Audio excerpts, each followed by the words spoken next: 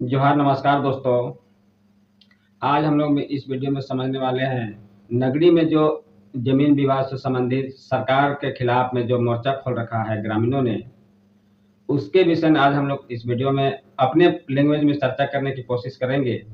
क्योंकि बहुत सारे ऐसे लोग होते हैं, ऐसे लोग झारखंड में रहते हैं जो कानूनी प्रक्रिया को नहीं जानते या कानूनी भाषा को नहीं समझते, धारा के बारे में नहीं जानकारी होती है। केस जो होता है उसका कौन धारा में केस हो रहा है, उसका मतलब होता क्या है, यह चीजें आम ग्रामीणों को पता नहीं होती है। और जिसके चलते हम और आप सरकार के जो केस है या कंपनी के जो केस है उस पर हम लोग फंसते चले जाते हैं। तो चलिए शुरुआत करते हैं देरी ना करते हुए दोस्तों। क्योंकि जमीन से संबंधित जो मामला है अभी झारखंड में समझिए हाय तौबा मचा हुआ है। आज देखिए कहीं कंपनी ने अधिग्रहण कर ले रहा है। झारखंड के प्रत्येक कोना में आप देखिए, कहीं खदान खोलने के नाम से, कहीं कोयला निकालने के नाम से, कहीं फैक्ट्री लगाने के नाम से, कहीं रिम्स 2 बनने के नाम से, कहीं रोड बनने के नाम से, या सीरम टोली का जो मामला था रोड बनाने फ्लाईओवर के नाम से जमीन का अधिग्रहण जबरन की जा रही है। तो ऐसा क्यों हो रहा है दोस्तों? ऐसा आखिर क्यों होता है और कौन सा ऐसा नियम कानून बना हुआ है जो इस तरह का प्रावधान सरकार ने करती है, कंपनियां ने करती है? धारा के बारे में हम लोग समझने की कोशिश करेंगे, लेकिन इस वीडियो में धारा के बारे में हम नहीं बताने वाले हैं। आने वाला वीडियो में मैं एक एक धारा का एक एक पॉइंट करके बताऊंगा दोस्तों, जो जमीन से संबंधित होता है, भू अर्जन विभाग से संबंधित होता है, जमीन को सरकार कैसे अधिग्रहण करती है, इसके बारे में मैं आने वाले में बारी बारी से वीडियो लाऊंगा। आप लोग वीडियो पूरा देखेंगे। आशा है आप मुझे या हमारे चैनल को सब्सक्राइब जरूर करेंगे और लाइक जरूर करेंगे और पूरे झारखंड में शेयर भी जरूर करेंगे। चलिए शुरुआत करते हैं। मामला यह था कि वह जमीन जो अभी नगरी के जो ग्रामीण किसान बोल रहे हैं कि मेरा जमीन या अधिग्रहण नहीं किया गया है। नगरी के जो क्षेत्र का 270 एकड़ के आसपास जमीन है, 270 पॉइंट कुछ है, ठीक ना। तो वह जमीन जो है 1956-57 के आसपास अधिग्रहण किया गया था सरकार के हिसाब से, ठीक ना। सरकारी हिसाब में, सरकारी दस्तावेज में 1956-57 का जिक्र है। उस समय बिहार सरकार के द्वारा यह जमीन अधिग्रहण किया गया था। लेकिन रैयतों का जो है सो, रैयत वहां खेती बाड़ी करते आ रहे थे और उनका रसीद भी कट रहा था। सरकार तो अधिग्रहण कर ली थी पर उसका रसीद भी कट रहा था। अब कटने के बाद पब्लिक सोचता क्या है कि भाई मेरा रसीद कट रहा है, मेरे नाम से रसीद इशू हो रहा है, तो सरकार इसको अधिग्रहण नहीं किया है। पब्लिक के सोच में ही बैठता है। लेकिन सरकार उसको अधिग्रहण 1956-57 के आसपास ही किया है, जो बिहार सरकार उस समय थी। उस समय केंद्र में आपका कांग्रेस की सरकार होगी, कांग्रेस की सरकार हो सकती है। और उसी समय जो है सो बिरसा कृषि विश्वविद्यालय जिस समय बना था, जिस समय उस जमीन को लिया गया था, उसी समय वह चीजों को, जमीनों को अधिग्रहण किया गया है। लेकिन मैं सवाल यह करना चाहता हूं सरकार से कि अगर आप 56-57 में आप जमीन अधिग्रहण किए होंगे तो रैयतों का मुआवजा मिला होगा, रैयतों का हमने मुआवजा दिया होगा। अगर आपने मुआवजा नहीं दिया है तो आप किस आधार से कह रहे हैं कि ये जमीन पहले से अधिग्रहण है? दूसरी बात यह है कि जो रैयत हैं, जो टोको, जो उराव है, उसका रसीद, जमीन का जो रसीद होता है, इसको मालगुजारी हम लोग कहते हैं, ठीक ना। आज के डेट में उसको रसीद कहते हैं, पहले मालगुजारी कहा जाता था, उससे पहले उसे लगान कहा जाता था। अंग्रेज के सरकार के समय में लगान कहा जाता था दोस्तों। तो रसीद जब मेरा कट रहा है, सरकार बोल रही है कि नहीं हम अधिग्रहण कर लिए हैं, ये सोचने वाली बात है। दुमुहा, मतलब दुमुहा सांप की तरह सरकार जो है सो काम कर रही है। एक तरफ कह रही है कि हम 56-57 में 200 कुछ एकड़ जमीन अधिग्रहण किए हैं, और एक तरफ आप रैयतों से टैक्स भी वसूल कर रहे हैं। तो भाई ये तो दुमुहा काम हुआ। आप सोच के देखिए दोस्तों कि आपकी जमीन की अगर रसीद करता हो और सरकार आके कहे कि नहीं इसको हम पहले से अधिग्रहण कर चुके हैं, तो क्या आपके घर में क्या दशा गुजरेगा? ये तो आपके सोचने, जब सोचिएगा तब समझ में आएगा कि आखिर हकीकत में क्या हो रहा है। आज नगरी में यह मामला हो रहा है, लेकिन कल के डेट में आपके अगल बगल के क्षेत्रों में फैलेगा। जैसे जैसे सरकार की नजर आपके जमीनों पर जाएगी, वैसे वैसे सरकार आपका अधिग्रहण करने की जरूरत पड़ेगा। चलिए अब हम लोग आगे चलते हैं। केस जो हुआ है, जो 24 तारीख को हल जोतो कार्यक्रम के दौरान जो हंगामा हुआ है, पब्लिक और पुलिस के बीच में मुठभेड़ भी हुई है, मैंने मोटा मोटी कहा जाए तो लाठीचार्ज भी हुआ है और आंसू के गोले भी छोड़े गए हैं पुलिस की ओर से।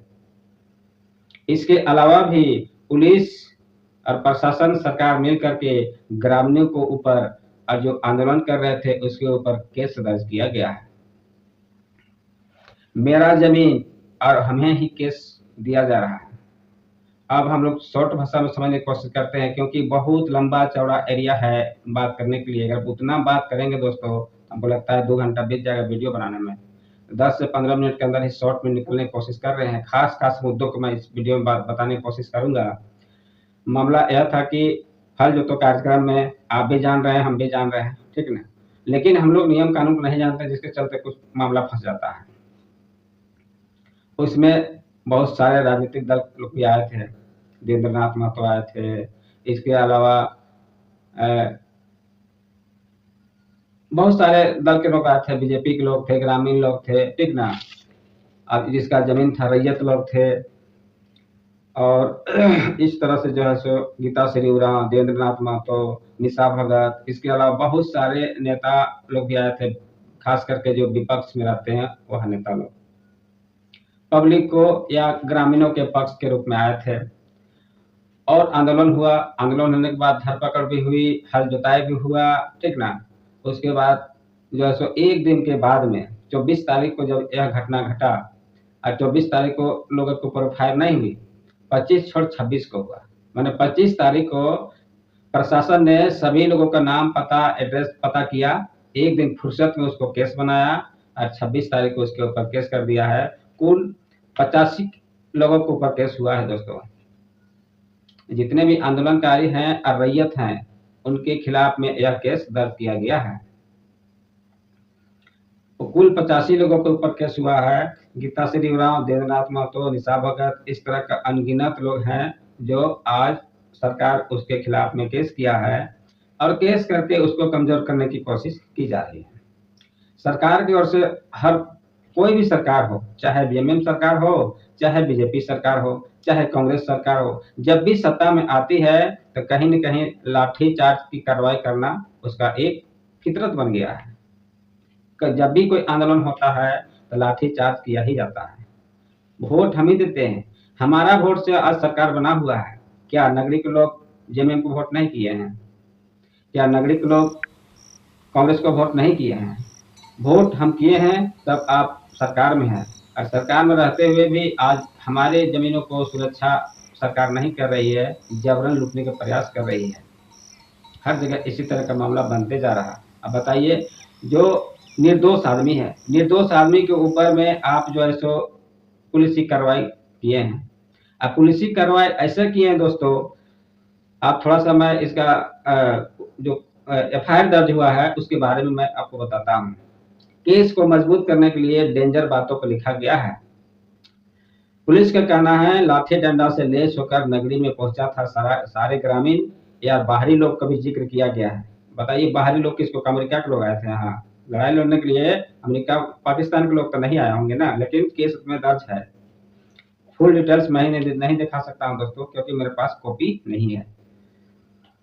महिला आरक्षी को कपड़ा फाड़ने, धक्का लगा के गिराने, खेत में गिरने, ठीक न, इस तरह का जो आरोप लगाया गया है। लास्ट पन्ना में लिखा गया है, लास्ट धारा में लिखा गया है कि महिला आरक्षी को कपड़ा फाड़ने के आरोप में सभी लोगों के ऊपर एफआईआर दर्ज किया गया है। जमीन से संबंधित यहाँ कुछ नहीं झमेला है, यहाँ हो गया है मतलब लड़ाई झगड़ा का केस ला दिया है।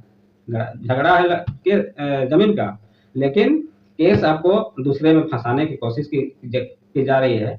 कहने का मतलब यह रहा कि पुलिसी कार्रवाई ऐसा हो कि आंदोलन करने का दम घुट जाए, आंदोलन करना ही बंद कर दे सरकार के खिलाफ में। ऐसे धारा को प्रयोग किया गया है। मैं अगले वीडियो में धारा सहित एवं जितने लोगों का नाम दर्ज हुआ है केस में, सारे लोगों का नाम बताऊंगा दोस्तों। आज सिर्फ एक टेलर में बता रहा हूँ, धारा भी बताऊंगा कि आपका जमीन कैसे आप बचा सकते हैं, और यह जमीन कब लिया गया था, इतना दिन से जमीन क्यों नहीं सरकार ने अधिग्रहण किया, मैंने उसको कब्जा किया।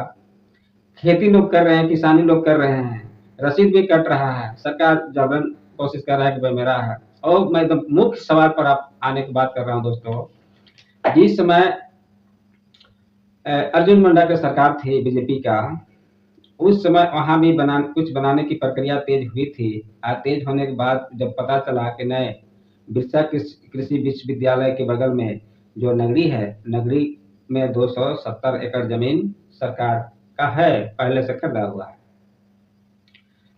ये 1997-98 की बात मैं बता रहा हूँ दोस्तों, जब अर्जुन मुंडा सरकार थी, उस समय से यह जमीन, उससे पहले 1997-98 से पहले जितने भी साल गुजरा है, ठीक है, 57 मैंने 58 मान चलिए या 57 मानिए, 57 में जमीन को अधिग्रहण किया गया है। और 57 से लेकर सीधे आप आइए 97-98 आइए, उतना साल का डिफरेंस तक रसीद लोगों को करते रहा। जब बीजेपी सरकार आई, बीजेपी सरकार को जब पता चला कि न यह जमीन पहले ही अधिग्रहण की गई है, तो वह उस दिन से उसका रसीद काटना बंद कर दिया। तब उस समय सरकार यहाँ बीजेपी की थी, केंद्र में सरकार कांग्रेस का था। शिबू सोरेन ने हल जोतो कार्यक्रम किया था, कहाँ, नगरी में। उसका वीडियो फुटेज बहुत सारा वीडियो में लगा हुआ है, आप देखना चाहेंगे तो देख सकते हैं। तो पब्लिक को अंधा बनाने के लिए, हम लोग को बेवकूफ बनाने के लिए, बीजेपी सरकार जब राज्य में होती है और केंद्र होता है कांग्रेस सरकार, ठीक ना, तो सरकार मेरा बीजेपी के यहाँ है, तो कांग्रेस वाला ही यहाँ विरोध करते हैं। जिस समय शिबू सोरेन विरोध किए थे, आज उसका जस्ट उल्टा है। आज है कांग्रेस सरकार, तो बीजेपी वाला लोग वहाँ तूफान खड़ा कर रहे हैं। क्या नेता लोगों को यह पता नहीं है कि वह जमीन अधिग्रहण की गई है?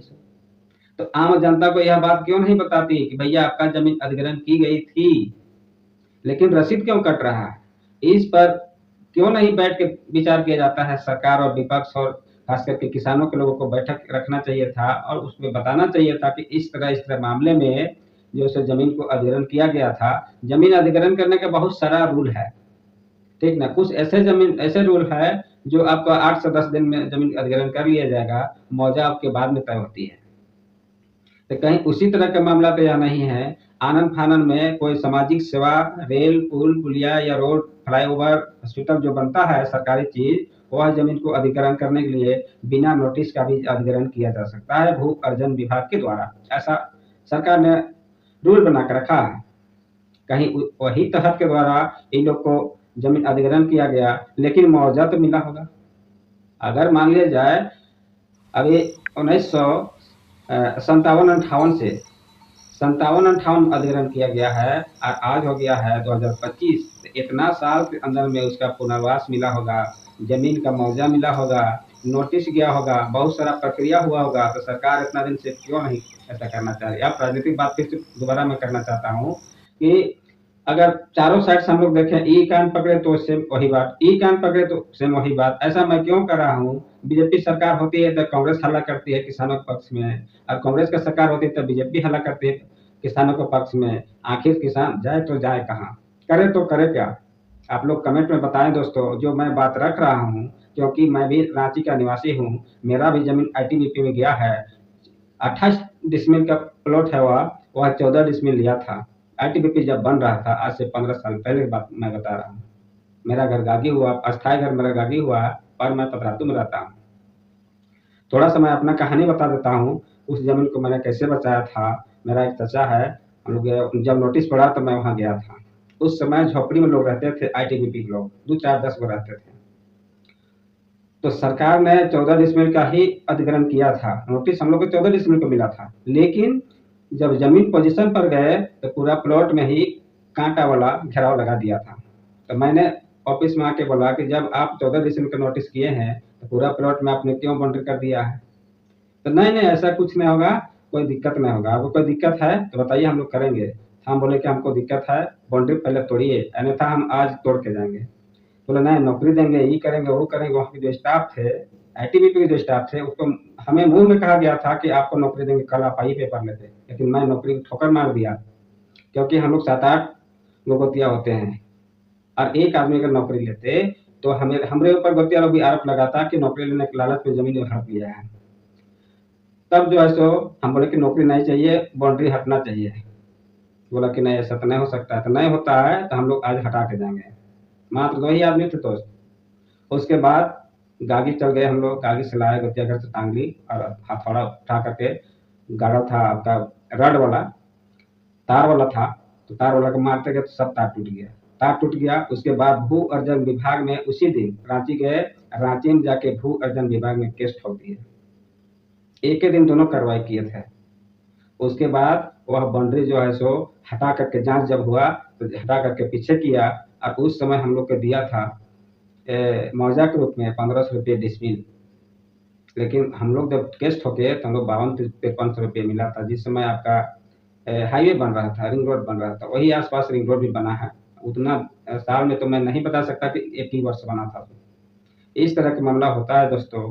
आप लोग कमेंट में लिखें, बहुत लंबा वीडियो हो गया है। आने वाला वीडियो में जमीन से संबंधित, भू अर्जन से संबंधित जो धारा होती है, जमीन अधिग्रहण की जो धारा होती है, उस धारा के विषय में मैं बताऊंगा।